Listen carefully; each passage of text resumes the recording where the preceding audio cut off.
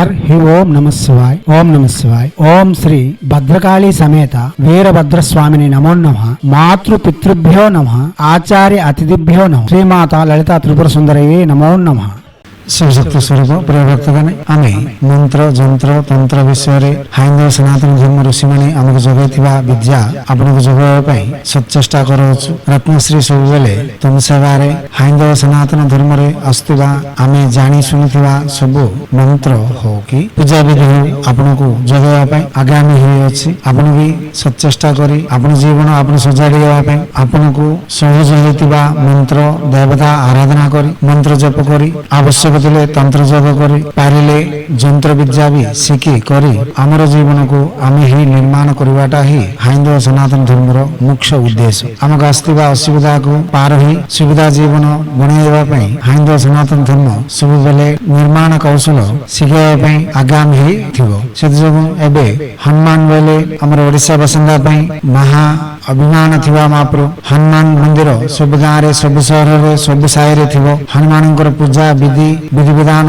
समस्त करते हनुमान पई न जानिबा लोक प्राय नथिबे हेले एबे वज्रदेव हनुमान मंत्र कहबा ए मंत्र जपवा द्वारा हमर देहटा वज्रपात होई परिबो। जो कोनसी रोग स्वास्थ्य खराब हेबार संभावना नथिबो। हनुमान अनुग्रह रे सब बेले सुंदर हेबा स्वस्थ रे थिबो। ए मंत्र जपवा द्वारा जीवन कटाइबा पई भल पाठ पढंती पाठ सारला उतारू चाकरी जदी मिलिले तांकर जीवनटा सज हेगला पर भाबे से चाकरी पई सचेष्टा करती से चाकरी के हवा आवश्यक हवा पाठ पढ़ती राति दिन परिश्रम भी करती। स्वामी को जदि चाकरी न मिलले विवाह भी आलस्य हो ता लगी जीवनटा अस्त व्यस्त हबार संभावना अछि। सेति जोगु हमको पाठ अनुसार हमको चाकरी मिलिया अछि कष्ट के हवा फल भी मिलिया अछि। सेति जोगु भगवानकर आराधना मंत्र जप तंत्र विधि करूथिबो काई भितरे एही वज्रदेह हनुमान मंत्रटा अछि अति शीघ्र फलदायी अटे। आपण एही मंत्र को 21 दिन को 11 माला जपी बोले सकालू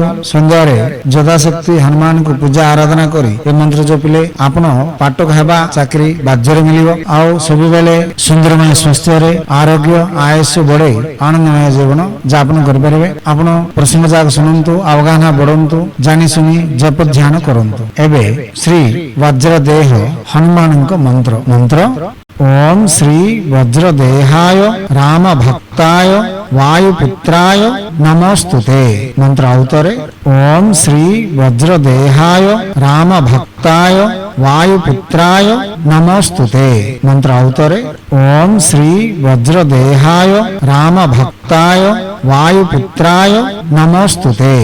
दिव्यात्म स्वरूप प्रिय भक्तगणे जो कौन मंत्र जप कले भी आगे आमे कुलदेवता आराधना इष्ट देवता आराधना संपूर्ण करी प्रत्यक्ष ही जप कर पारबू। सब मंत्र को वाचक जप ही करवा अछि मानसिक उपांश जप यही तंत्र जगरे हेबु नहीं। आउ गुरुंकर सम्मुखरु मंत्र ग्रहण करी मंत्र विधि जानी अष्टदिक वंदना जंत्र विधि करी जदि आमे जप कर पारबा शीघ्र फलदायी अटे। आमे आगे प्रसंग जाक सुनिबा हमर ओलारे हेबा मंत्रटा जपिबा देखिबा आसीबा फल जदि हमक संतृप्ति न दिया जाए सेते बेले गुरु को सम्मुखर मंत्र नहीं प्रत्यक्ष ही जप कर पारे। आम पाखक आसिकी यज्ञ जंत्र पूजा करैकी भी तुम कर पारे। जदि ना आमठू यज्ञ जंत्र करैकी भी तमे नहीं प्रत्यक्ष ही जप कर पारे। एही जदि प्रथम रे आपण प्रसंग जाक सुनंतु अवगाहना बढ़ंतु आपण सुविधा हेबा मंत्रटी आपण जप करी आपण मनटा को संपूर्ण करबेन। जो कोनसी मंत्र जपिला भी मद्यपान मांसभक्षण परस्त्री व्यायाम हो धूम्रपान निषेध शुचि शुभ्रता पालना करबा अछि। हाइंदव सनातन धर्म रे अस्तिबा सब नियम पालन करी दीक्षा कंकणबद्ध ही आपण जदि 22 दिन को 8 माला जदि जपिबे बाज्यर फल पाई परिबे। फल जदि असुविधा हैला हम संगे साक्षात करंतु जदि ना गुरु मन को साक्षात करी जानी सुनी जप ध्यान करी आपण मनटा संपूर्ण करिना पई आपण हातरे हेबा सचेष्टा करंतु। हाइंदव सनातन धर्म ऋषि माने हमको जगैथिबा विद्या विनियोग करबाटारे भारतीय संस्कृति संप्रदाय रक्षा करबाटारे आगामी ही हमर संस्कृति रे आस्थिबा पर्व पर्वाणी आचरण विधि रे थिबा मर्म रहस्यटी आमे आगे ग्रहण करी तार सुविधा आमे पाई से सुंदरमय आनंदमय जीवन को आमे दुनिया को प्रचार करबाटारे आगामी हेबे बोली आशा करी सब बेले तुम सेवारे रत्नश्री हिंदू सेवा समाज आचार्य भीम सिंह राय कुमार और अपने आनंद सागर महाराज।